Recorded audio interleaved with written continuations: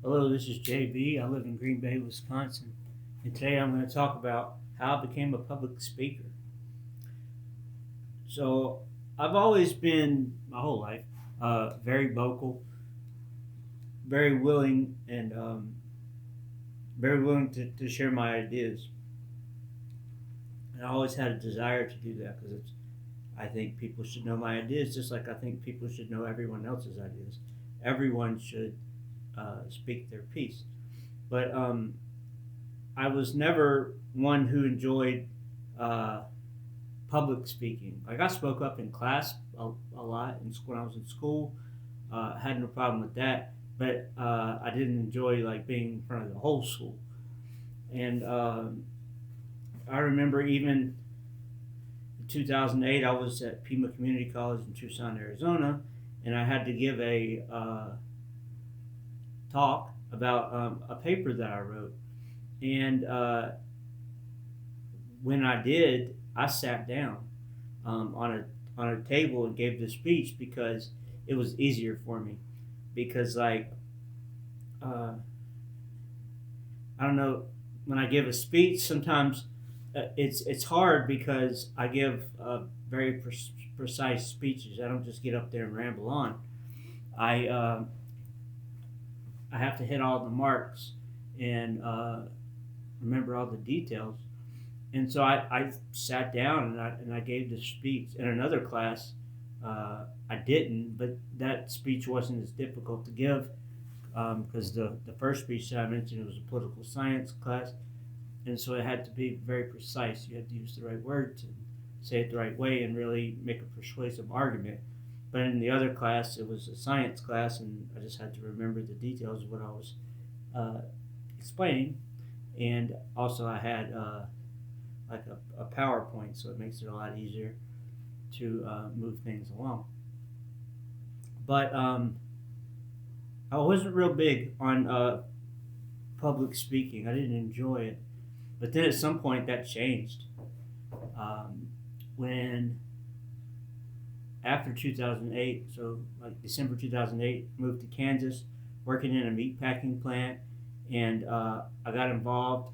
I was already involved in issues affecting workers, um, and I helped uh, inform, educate workers the previous couple summers in Alaska about their rights.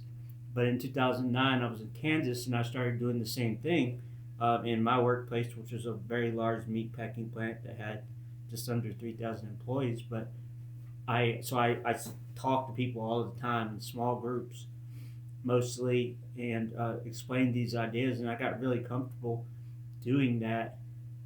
And like I found my voice in a way because um, I could tell that the ideas that I had and the information that I was sharing resonated with people, and they appreciated what I was telling them. And then around 2011, I went to Ukraine uh, at the invitation of some of my friends who I work with in Alaska, and one of them, um, several of them, invited me to go to the university where a couple of them were students. Were at one point they were all students, but at that particular time, only a few of them were. And when I went there, they asked me to speak uh, to classes. I think I spoke 4 or 5 classes over 2 days, and I enjoyed it. Like I like this idea of sharing ideas and hearing from other people and answering questions. And we didn't do too much debating, but we had some good discussions, and it was fun, and I enjoyed that. And so I that gave me confidence that made me more willing to speak publicly, um, and it helped me to realize my potential. And as time went on, I did other public speaking. I spoke to different news stations and stuff when things happened, and I had something to say about them. And then I came to Green Bay, Wisconsin in 2018, 2000 at the end of 2019, I started doing a lot of public speaking because uh, different political groups came to me and asked me to talk about issues that were affecting workers. And I did that. I appeared in a lot of TV ads and web, video, digital ads. And then I was invited to give speeches about different issues at different places. One was for the Democratic Party, one was for um, a political group that was nonpartisan, but they were aligned with the Democratic Party. And then I was invited to speak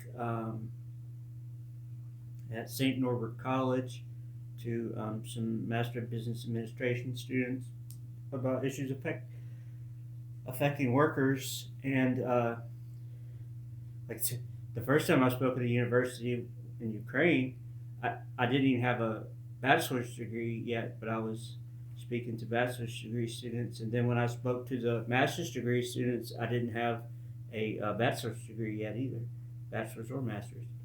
And then later on, I spoke to students at the University of Arizona James E. Rogers College of Law. And so they're in the JD Juris Doctor program, so they're future lawyers, and I didn't even have a master's degree. And I realized that, like, I just have a talent for expressing ideas in a way that people understand and using narrative to bring people, to help people understand my ideas. And so now, like, I have no problem, like, if I get interviewed by the media, if I'm invited to speak somewhere, if I am just talking to a group, I have no nerves. But I think at some point in my life, a long time ago, I did. And I didn't enjoy it, and I didn't think that what I had to say was especially important or any more important than what anyone else had to say.